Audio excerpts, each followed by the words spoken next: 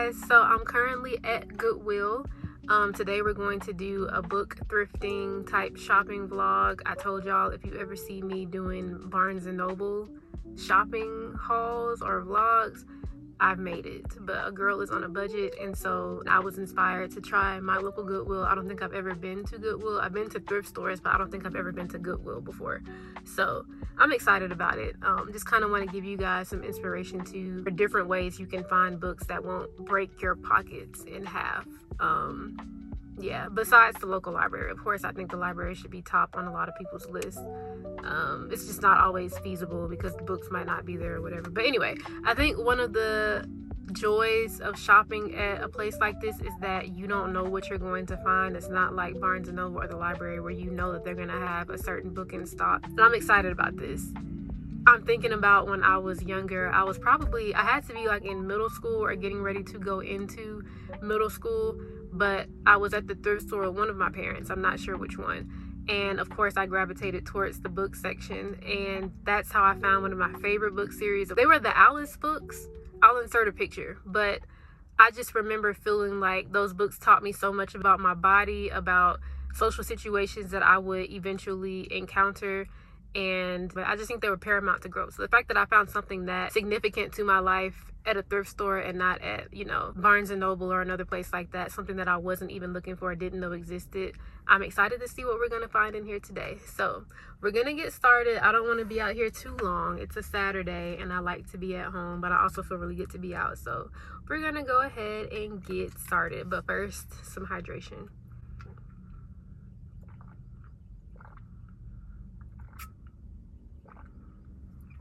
I'm running off 2 peanut butter and jelly sandwiches and this water.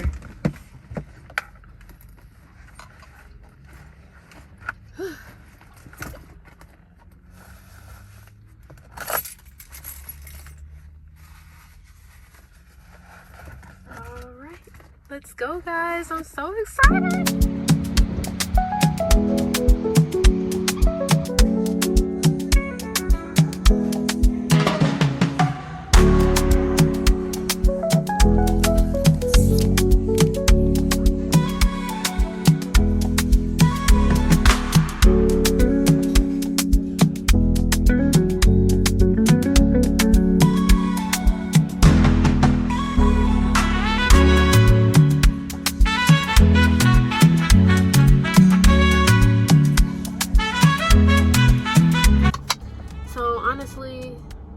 That was a fail.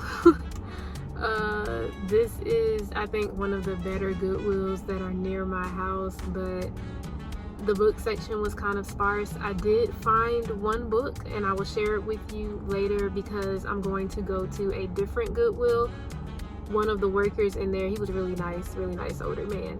And he was just talking to me about his kids and stuff, but he told me about he used to live in New York, and he talked about the Goodwill up there and how, you know, a Goodwill that's near Manhattan, like how much good stuff you're able to find there. So he told me about a different Goodwill here in like not that this is a bad area, but in a more populated area where people with, I guess, a little bit more money live around. So he said I'll probably find better things there. So I'm gonna head that way. So I guess y'all got me. We're gonna go on a little adventure. Like I said, I did find one book in there, and so I don't consider this trip a loss, but we're gonna go to the next place and hopefully we find a little bit more. I know where that place is. Like the street that it's on is a very busy area, so, and it's a Saturday, but anything for the YouTube. Not really, but I'm gonna do this because I wanted this video to be, you know, something adventurous. So we're gonna go do that, and I'll see you guys in a second. Bye.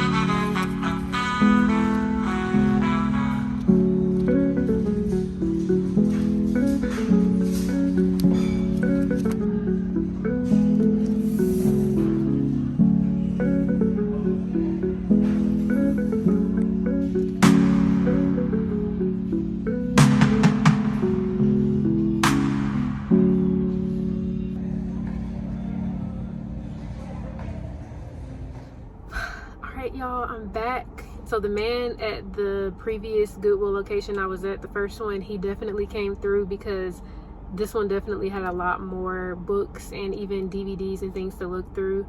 A better selection, I will say. So I'm gonna go ahead and show you guys what I got from the first place and then what I got from this one. So I only got one book from the first Goodwill, and here's the receipt. I don't think you guys can see that.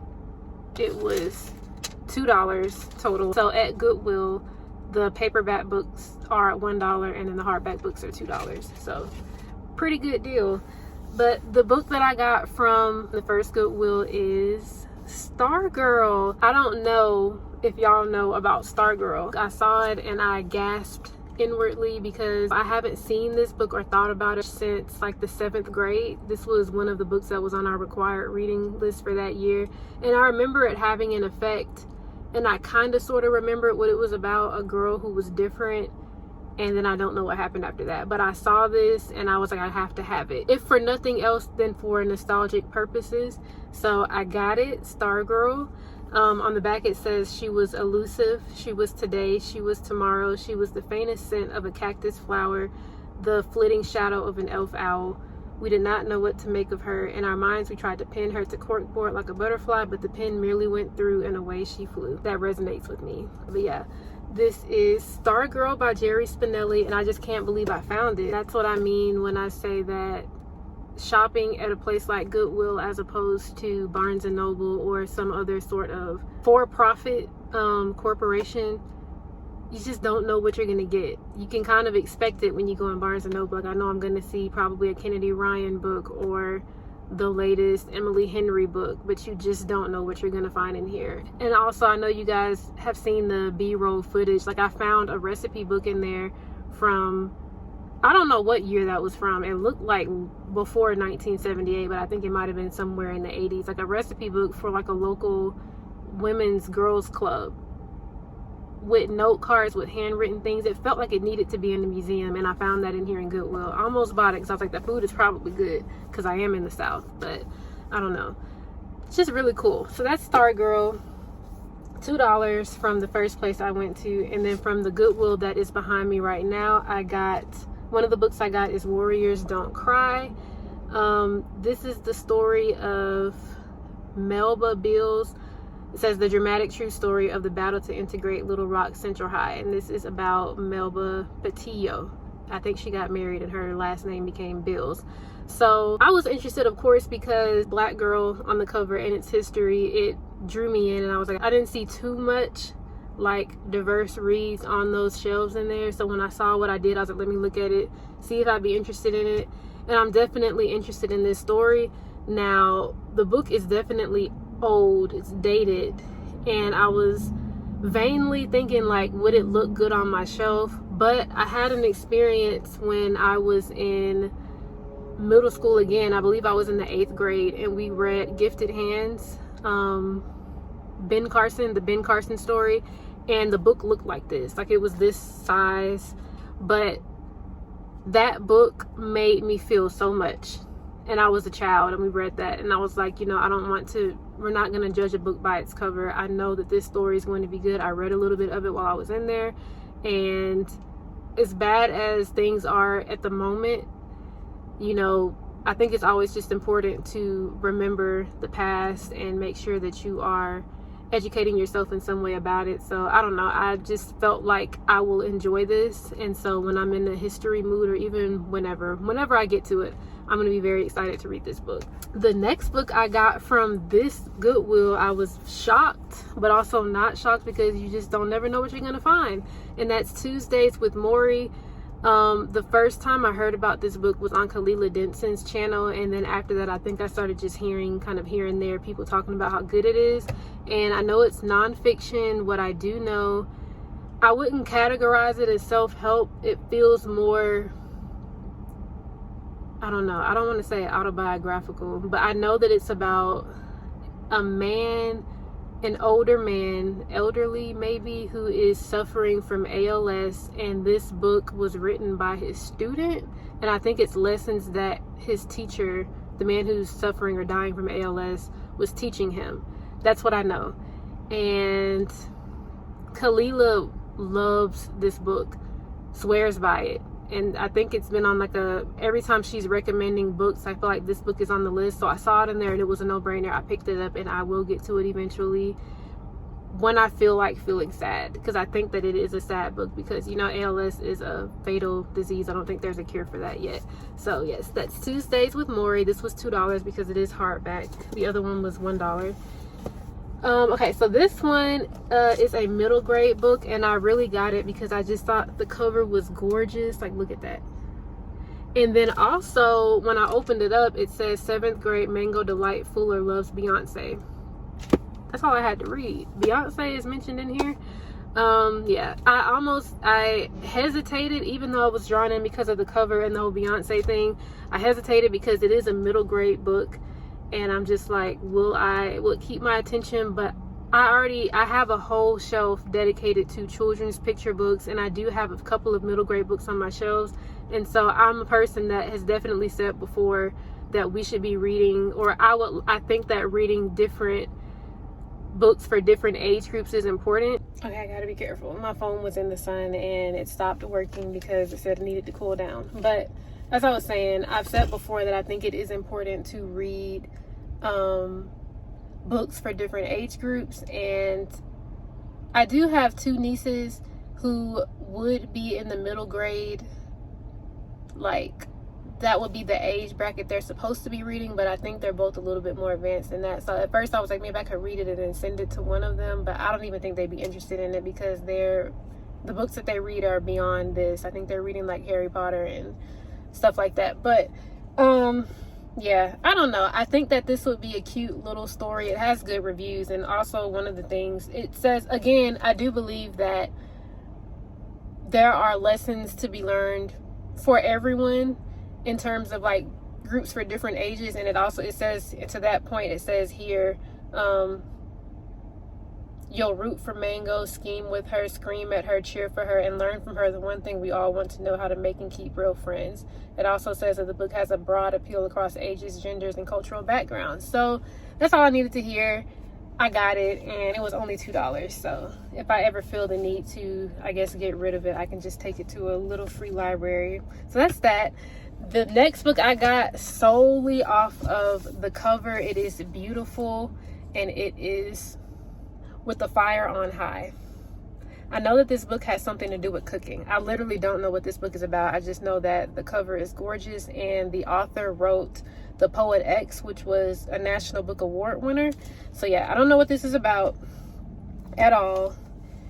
Let me read the synopsis to you. It says, ever since she got pregnant freshman year, Imani Santiago's life has been about making the tough decisions, doing what has to be done for her daughter and her abuela. The one place she can let all that go is in the kitchen. There she lets her hands tell her what to cook, listening to her intuition and adding a little something magical every time, turning her food into straight up goodness. Even though she's always dreamed of working in the kitchen after she graduates, Imani knows that it's not worth her time to pursue the impossible.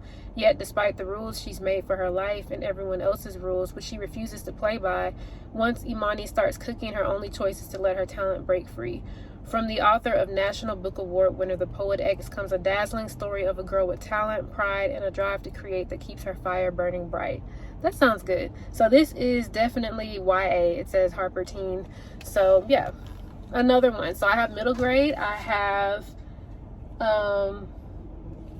middle grade. I have YA. I have nonfiction. I have fiction.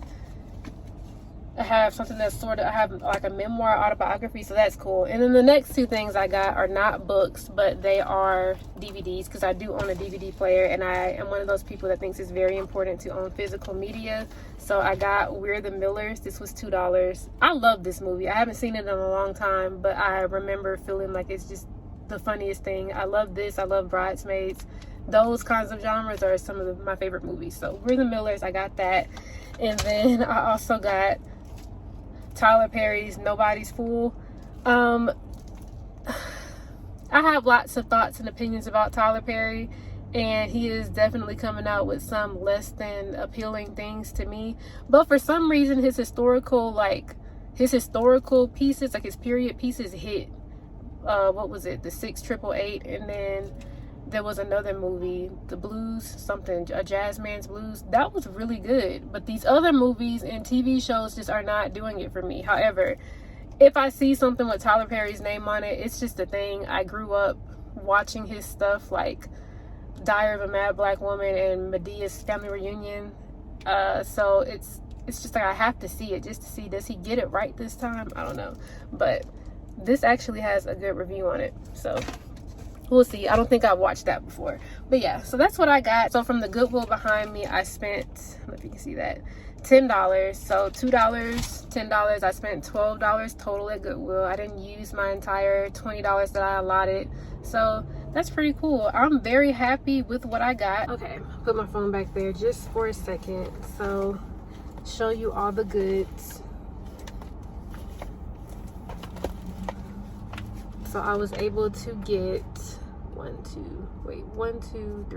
5 books and 2 DVDs for $12 at Goodwill.